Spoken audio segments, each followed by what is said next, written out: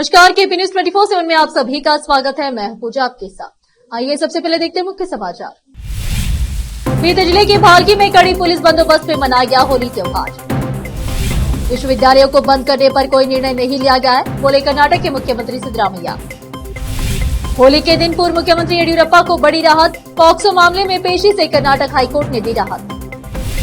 आंध्र प्रदेश में घटी एक दुखद घटना, इंटरमीडिएट की छात्र आयशा महीन शेख की परीक्षा लिखते समय हो गई मौत।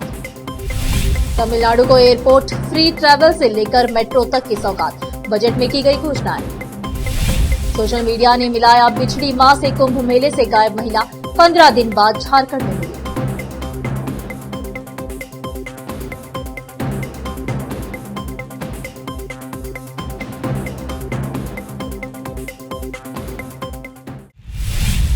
अब समाचार विस्तार से। बीदर जिले के भालकी में आज शुक्रवार 14 मार्च को रंगों का होली त्योहार कड़ी पुलिस बंदोबस्त में मनाया गया। बुजुर्गों, युवाओं, महिलाओं और बच्चों ने एक दूसरे को रंग डाला और इस त्योहार की शुभकामनाएं दी। आज जुम्मा होने के कारण से भालकी की तमाम मस्जिदों के समीप कड़ा पुलिस बंदोबस्त किया गया। आज रमजान का दूसरा जुम्मा और होली का त्योहार मनाया गया। भालकी से सैमुअल की रिपोर्ट। अधिक जानकारी के लिए केपी न्यूज 24/7 को लाइक, शेयर और सब्सक्राइब जरूर करें। विश्वविद्यालयों को बंद करने पर कोई निर्णय नहीं लिया गया है। कैबिनेट सब कमेटी की रिपोर्ट अभी तक नहीं आई है। सब कमेटी की रिपोर्ट आने से पहले ही भाजपा क्यों चिंतित है? मुख्यमंत्री सिद्धरामैया ने विधानसभा में फटकार लगाई है। सदन में विपक्षी सदस्यों द्वारा उठाए गए मुद्दे का जवाब देते हुए मुख्यमंत्री ने कहा कि इस मामले की गहन जांच के लिए उप मुख्यमंत्री की अध्यक्षता में एक उप समिति गठित की गई है। उप समिति ने अभी अपनी रिपोर्ट नहीं दी है। रिपोर्ट आते ही उसे चर्चा के लिए कैबिनेट के समक्ष रखा जाएगा और उसके बाद निर्णय लिया जाएगा। यह कहना सही नहीं है कि रिपोर्ट आने से पहले हम विश्वविद्यालय बंद कर देंगे। सिद्धरामैया ने स्पष्ट किया कि ऐसा कोई निर्णय हमने नहीं लिया है। होली के पावन पर्व पर कर्नाटक के पूर्व मुख्यमंत्री बीएस येदियुरप्पा को बड़ी राहत मिली है। कर्नाटक हाईकोर्ट ने वरिष्ठ भाजपा नेता को निचली अदालत के सामने पेश होने की अनिवार्यता से छूट दे दी। दरअसल येदियुरप्पा को 15 मार्च को पॉक्सो मामले के सिलसिले में अदालत में पेश होना था। हालांकि अब उच्च न्यायालय ने निचली अदालत की ओर से बीएस येदियुरप्पा को जारी समन पर रोक लगा दी है। इससे पहले पिछले महीने पॉक्सो मामले की अदालत ने येदियुरप्पा समेत अन्य आरोपियों को तलब किया था। अगली सुनवाई पहली फास्ट ट्रैक कोर्ट में होने की बात कही गई थी। कोर्ट ने सहारोपी वायम अरुणा, रुद्रेश और मरला सिद्धयाजी मरिस्वामी को भी समन किया था। इन सभी को पेश होने के लिए कहा गया था। कन्नड़ अभिनेत्री रान्या राव सोना तस्करी मामले में आरोपी तरुण राजू को शुक्रवार को डीआरआई के अनुरोध पर 15 दिनों की न्यायिक हिरासत में भेज दिया गया। मीडिया रिपोर्ट के मुताबिक डीआरआई हिरासत पूरी होने के बाद तरुण राजू ने न्यायाधीश विश्वनाथ सिंह गौड़ के समक्ष पेश किया गया, जिन्होंने आदेश जारी किया।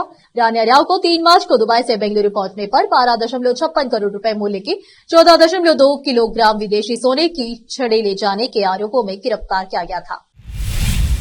अब फिलहाल एक छोटा सा ब्रेक।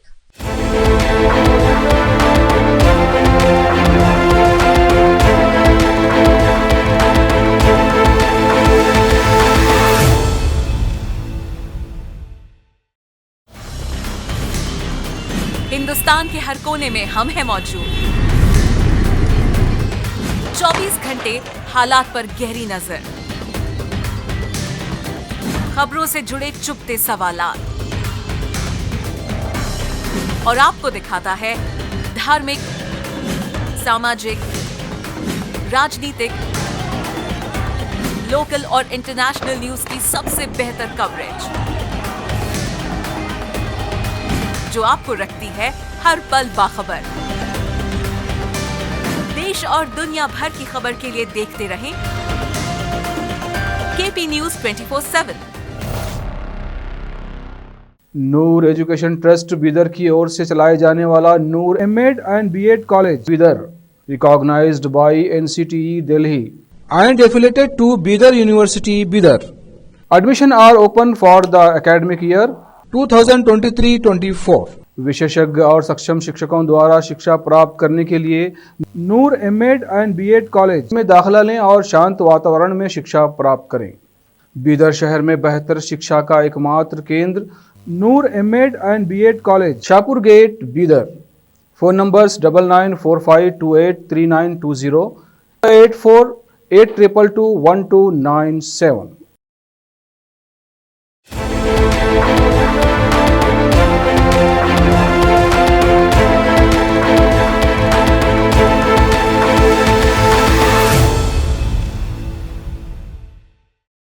ब्रेक के बाद आप सभी का स्वागत है। आइए देखते देश के अन्य समाचार। उप मुख्यमंत्री डीके शिव कुमार 2 जुलाई को केपीसीसी प्रेसिडेंट के तौर पर 5 साल पूरे कर रहे हैं। गुरुवार शाम को बेंगलुरु के एक निजी होटल में डिनर का आयोजन किया गया। इसमें मुख्यमंत्री सिद्धरामैया, कांग्रेस के विधायक और मंत्री शामिल हुए। डीके शिव कुमार ने डिनर का स्वागत किया और शुभकामनाएं दी। राज्य कांग्रेस में सीएम परिवर्तन के साथ ही केपीसीसी अध्यक्ष के बदलाव की चर्चा जोरों पर है। ऐसी अफवाह है कि राज्य बजट सत्र के बाद कांग्रेस खेमे में बड़ा बदलाव होगा और कहा जा रहा है कि मंत्री के राजन्ना और मंत्री सतीश जारकिहोली मौजूदा केपीसीसी अध्यक्ष को हटाने के लिए आगे बढ़ रहे हैं। आंध्र प्रदेश में हुई एक दुखद घटना में एक छात्रा परीक्षा लिखते समय अचानक बेहोश हो गई। उसे अस्पताल ले जाया गया, लेकिन इलाज के दौरान उसकी मौत हो गई। घटना आंध्र प्रदेश के कड़पा जिले की है। छात्रा की पहचान आयशा महीन शेख के रूप में हुई है, जो एक निजी कॉलेज में इंटरमीडिएट द्वितीय वर्ष की छात्र थी। वह बचपन से ही अपनी शैक्षणिक क्षमता के लिए जानी जाती थी और हर परीक्षा में उत्कृष्ट अंक प्राप्त करती थी। इंटरमीडिएट के प्रथम वर्ष में भी उन्होंने 425 अंक हासिल कर अपनी कुशलता का लोहा मनवाया। कल जब वह इंटरमीडिएट द्वितीय वर्ष की परीक्षा दे रही थी तो उसे अचानक होश आ गया। उन्हें तुरंत नजदीकी अस्पताल में ले जाया गया, लेकिन इलाज के दौरान उनकी मौत हो गई। आयशा की अचानक मौत से उसके माता पिता सदमे में थे। तमिलनाडु के मुख्यमंत्री एमके स्टालिन के नेतृत्व वाली द्राविड़ मुनेत्र कषगम डीएमके सरकार ने शुक्रवार को विधानसभा में वित्त वर्ष 2025-26 के लिए बजट पेश किया और अपनी प्रमुख कल्याणकारी योजनाओं के लिए अच्छी खासी धनराशि का आवंटन किया, जिसमें महिलाओं के लिए किराया मुक्त बस यात्रा योजना शामिल है। विधानसभा में उस वक्त हंगामा देखने को मिला जब मुख्य विपक्षी दल अखिल भारतीय अन्ना द्राविड़ मुनेत्र कषगम एडीएमके ने राज्य द्वारा Tamil Nadu state marketing corporation limited TASMAC में कथित भ्रष्टाचार का मुद्दा उठाने का प्रयास करने के बाद सदन से बहिर्गमन किया। प्रवर्तन निर्देशालय ने राज्य के स्वामित्व वाली कंपनी से संबंधित मामले में छापेमारी भी की है। बजट पेश करते हुए वित्त मंत्री थंगम एनारासु ने कहा कि किराया मुक्त बस सेवाओं का उपयोग करने वाली महिलाओं की संख्या 40% से बढ़कर 65% हो गई है। उन्होंने कहा कि राज्य परिवहन उपक्रमों द्वारा संचालित बसों में प्रतिदिन औसतन 50 लाख महिलाएं यात्रा करती है, जिससे अब तक कुल 642 करोड़ यात्राएं हो चुकी है। गौर करने वाली बात है कि राज्य योजना आयोग द्वारा किए गए एक अध्ययन से पता चला है कि इस पहल के कारण महिलाएं औसतन 888 रुपए प्रति माह बचाती है। तमिलनाडु सरकार ने राज्य के 2025-26 के बजट दस्तावेजों से रुपए के आधिकारिक प्रतीक र को तमिल अक्षर रु से बदल दिया है और इसे लेकर केंद्रीय वित्त मंत्री निर्मला सीतारमण ने भी तीखी टिप्पणी की है। उन्होंने कहा कि यह कदम एक खतरनाक मानसिकता का संकेत है, जो भारतीय एकता को कमजोर करता है और क्षेत्रीय गौरव के बहाने अलगाववादी भावनाओं को बढ़ावा देता है। भाषा और क्षेत्रीय अंध राष्ट्रवाद को बढ़ावा देने वाले इस कदम को टाला जाना चाहिए। उन्होंने यह भी सवाल उठाया कि डीएमके ने पहले अपनी आपत्ति क्यों नहीं जताई। राज्य के सत्तारूढ़ डीएमके ने शुक्रवार की सुबह आने वाली राज्य बजट के लिए प्रचार सामग्री में देवनागरी रुपए के चिन्ह र को बदल दिया था, जो स्कूलों में अपनी अनिवार्य 3 भाषा नीति के माध्यम से केंद्र द्वारा हिंदी थोपने के मुद्दे पर चल रहे विवाद के बीच सामने आया एक मुद्दा है। अब फिलहाल एक और छोटा सा ब्रेक। हिंदुस्तान के हर कोने में हम हैं मौजूद। 24 घंटे हालात पर गहरी नजर, खबरों से जुड़े चुपते सवालात और आपको दिखाता है धार्मिक, सामाजिक, राजनीतिक, लोकल और इंटरनेशनल न्यूज की सबसे बेहतर कवरेज, जो आपको रखती है हर पल बाखबर। देश और दुनिया भर की खबर के लिए देखते रहें केपी न्यूज 24/7। ब्रेक के बाद आप सभी का स्वागत है। आइए देखते देश के अन्य समाचार। सोशल मीडिया के भले ही कई नुकसान हो, लेकिन उसका एक बड़ा फायदा भी है। फायदा ये कि अगर इसका सही इस्तेमाल किया जाए तो कई बार आपकी खत्म होती उम्मीद को भी एक नई शक्ल दे देती है। ऐसा हम इसलिए कह रहे हैं क्योंकि बिहार के रोहतास जिले में जो कुछ हुआ उसे देखकर ऐसा ही लगता है कि दरअसल रोहतास जिले के कोचस प्रखंड के बलथरी गांव की रहने वाली लाखपातो देवी महाकुंभ में पवित्र स्नान के लिए गई थी, लेकिन वह वहां खो गई। आखिरकार सोशल मीडिया की मदद से लाखपातो देवी अपने घर वापस लौट पाई। नागपातो देवी 24 फरवरी को अपने परिवार के साथ महाकुंभ स्नान के लिए गई थी, लेकिन वहां भारी भीड़ के कारण वह अपने परिजनों से बिछड़ गई।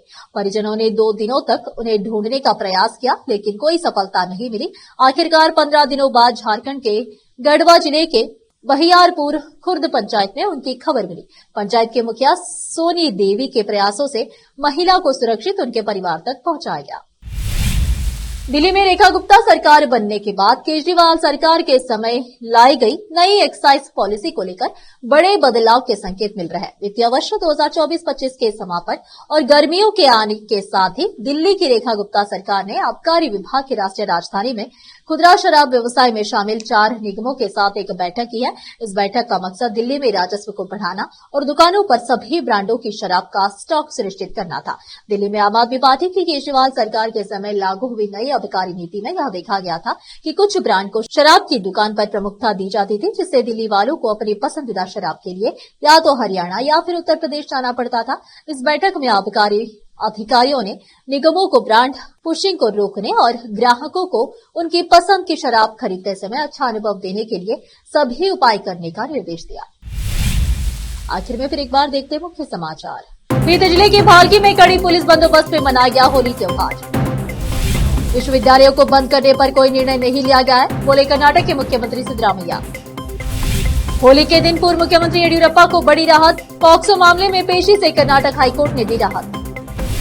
आंध्र प्रदेश में घटी एक दुखद घटना, इंटरमीडिएट की छात्र आयशा महीन शेख की परीक्षा लिखते समय हो गई मौत।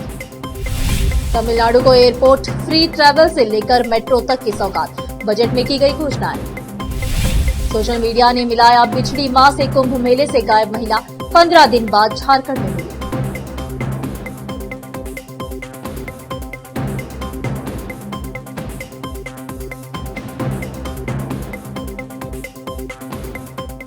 देश प्रदेश और स्थानीय समाचारों के लिए देखते रहिए आपका अपना चैनल केपी न्यूज 24/7। अधिक जानकारी के लिए चैनल को लाइक, शेयर और सब्सक्राइब जरूर करें। धन्यवाद।